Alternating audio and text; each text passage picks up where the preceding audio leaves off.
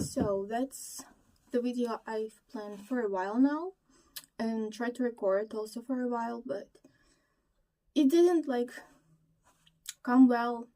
My thoughts were all over the place. So, my experience in the psych ward. So first of all, I need to start with specifying that I've dealt with mental health issues basically my whole life, especially during my teenage years, my 20s, that I'm in right now. So it's been a lot, especially with my depressive episodes, like a little bit of TLDR. I have bipolar disorder, bipolar type 2. So I deal usually with depression, mixed episodes, and hypomania. The strongest episodes are usually during depression, but I have mixed episodes more frequently. And that was basically why I decided to go to a psychiatrist, because I dealt with very intense mixed episode that made me not sleep for a while. It was really hard. I could go for like a week without sleep, or like sleeping like 3 to 4 hours a week. It was crazy. It definitely made my working ability very weak, which is why I went to a psychiatrist. A funny thing about that is the fact that my first psychiatrist appointment was on February 14th of 2025. Yes, I went there, but they didn't help me. They didn't even listen to me. They said, we cannot really help you, but if you really feel sick, we can put you in a psych ward. And back then I declined this offer, because so basically we have 2 psych wards going on here, because one psych ward is in the town that I live in, and this one is awful, and I rejected the idea of going there. But the psych ward that I was put in was at another city, which is unusual for patients from my town to go there, but I'm going ahead of myself. I declined the offer, and I was like so low mentally that I was preparing to and one of the friends of mine, we're not friends anymore, but like whatever, she noticed it because I unsubscribed from all of my friends' channels, from all of their like social medias, and she noticed it, and she gave me contacts of her psychiatrist.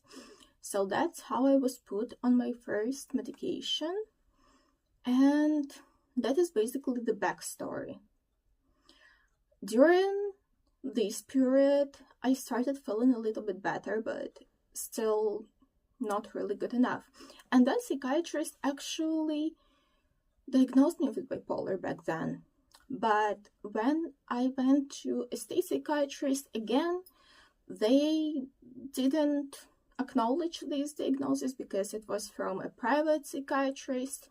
And I don't know about other countries, but out here, the diagnosis from a private psychiatrist doesn't count. One thing to note here, that when I was on my medication already, I tried to again, which is why I decided to switch psychiatrists. And he listened very carefully to everything I had to say, and he was like, yep, you actually need to go to a psych ward. So that's how I went to the psych ward for the first time. It was in the middle of, I said in the middle of June, but now it was actually in the middle of July last year of 2025. And the second time I got to the psych ward was in November of 2025. So 3 months. In 3 months I went to a psych ward twice. That's how bad it all was. And now I will describe everything in like one go, because the situations weren't really different from one another. During my first time and the last time, the only thing that changed were the seasons. So yeah, I'm gonna specify when things were different, but the most of it was the same. I went to the psych ward the first time. I was very nervous back then, and I couldn't fall asleep even though I was on my medication still. I couldn't fall asleep the whole night basically. So the state I went there was catastrophic. I barely could speak to doctors, but still I told basically everything about my state, about my traumas. They put me on medication that knocked me out for days. I remember one of the few very first days, I was like sitting in the canteen and I was eating and I was like passing out during the process of eating. It was like my state when I first got there. That is something to like note, because the second time I got there I was already prepared. I wasn't as scared and I wasn't as anxious as I was the first time, so the second go went way much smoother than that. Also, I already knew the rules. And speaking about new rules, we were allowed to smoke, which was actually very important for me. We could smoke like up to 8 times a day, around like this, and these times could multiply based on how you held the stuff. Basically, we had this system when we like do cleaning and everything, and for that we were rewarded with smoking.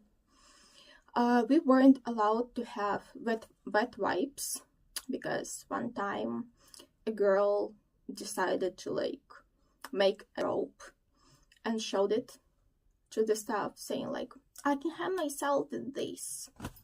So that's why we weren't allowed to have wet wipes, but we could actually sneak them out if we them in the shop. So yeah.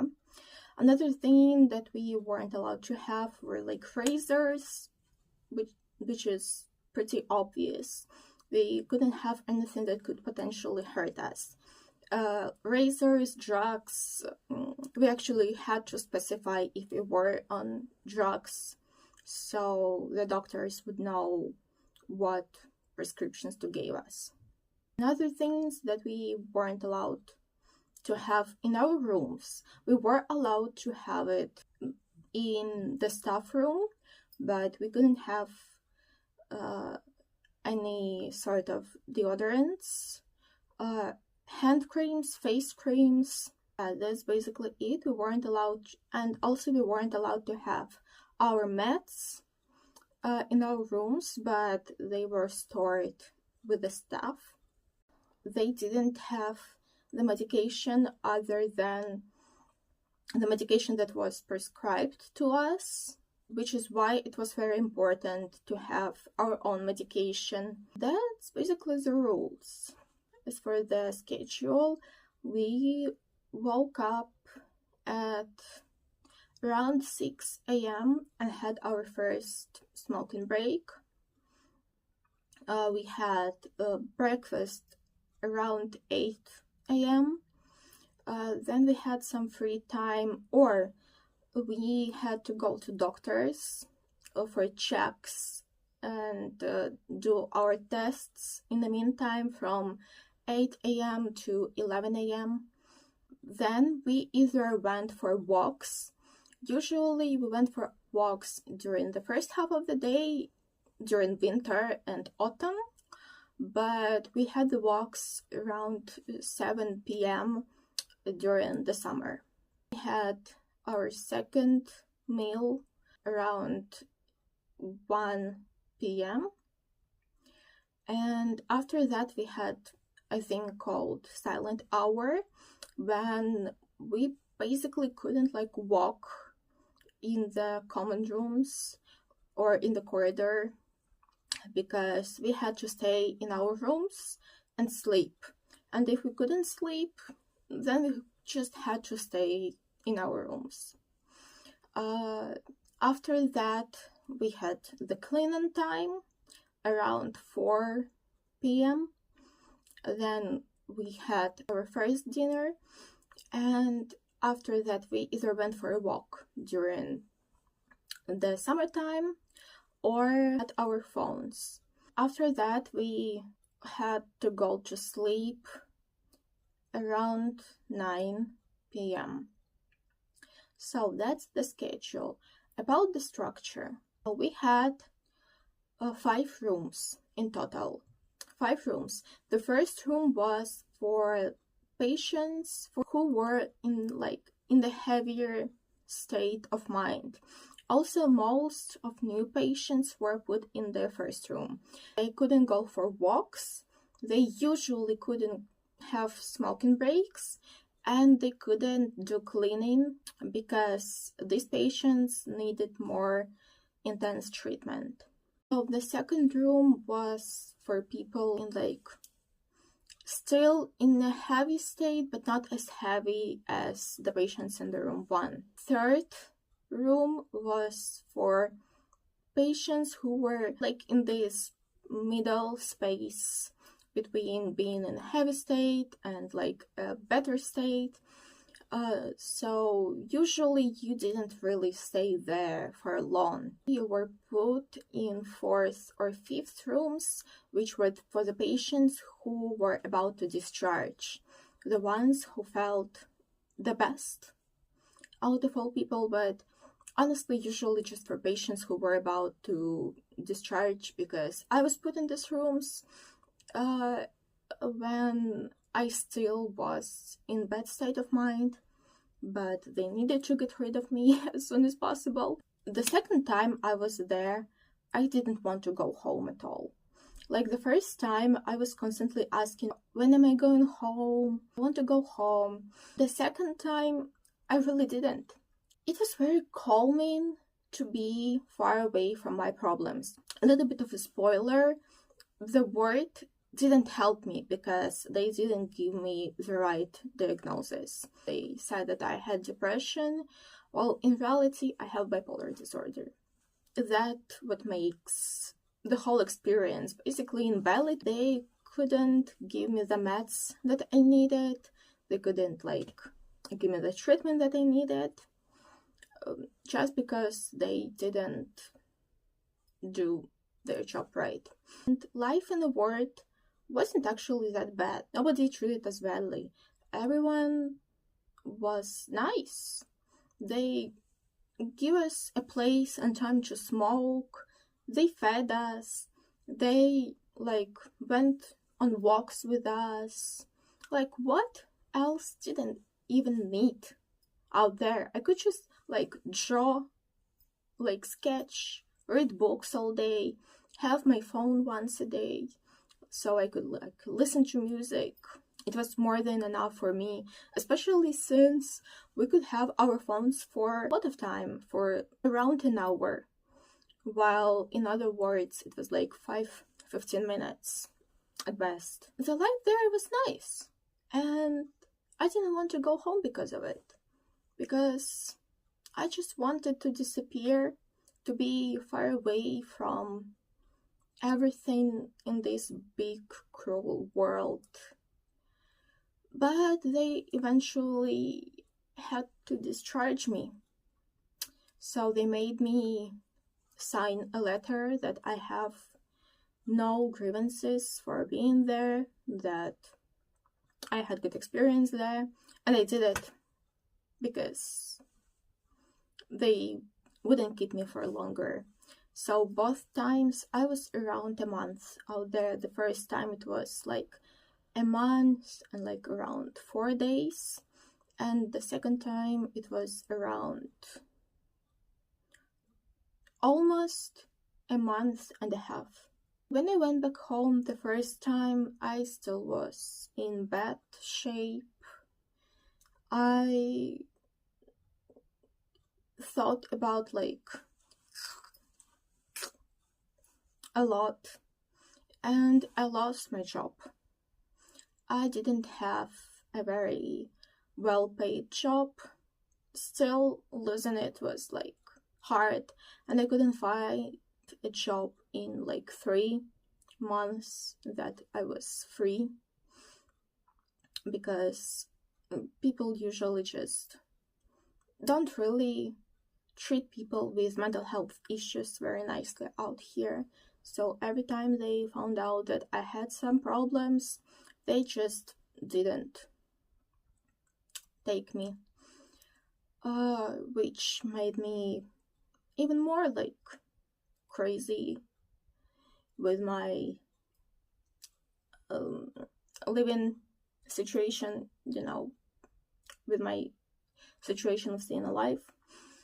So I got in the word the second time because of this, because I was very funny about my life, about like decision. And after I got out of the word the second time, the situation didn't really change much, but I had an appointment with another psychiatrist, the one that I didn't know, and he was the one who finally diagnosed me with bipolar disorder and gave me the medication that I needed. And after that, I got another pretty low payment job, but I'm happy with anything, basically, just glad to have money for for once in a long time. Almost a year without money was crazy. So now I'm in this weird state when I want to give up every day, because I still have the same problems that I had like a year ago, and when it comes to my mental health, I still have the problems I've had for basically my whole life. But the medication gives me energy, which is why I keep going. And I think that is. I probably will record another video like that, talking about like my experience with my mental health stuff, and I probably will mention my experience with the word. So I will mention some details in the future, but for now it is what it is. It's kind of a little bit of a heavy video for me, because my life basically split it between like the before the word and after the word, and honestly I still haven't recovered from the experience. Yeah. Anyway, thank you for watching and listening. I hope this video wasn't as hectic as it could have been, and that you actually enjoyed listening to me rambling. Thank you so much for watching, and have a nice day.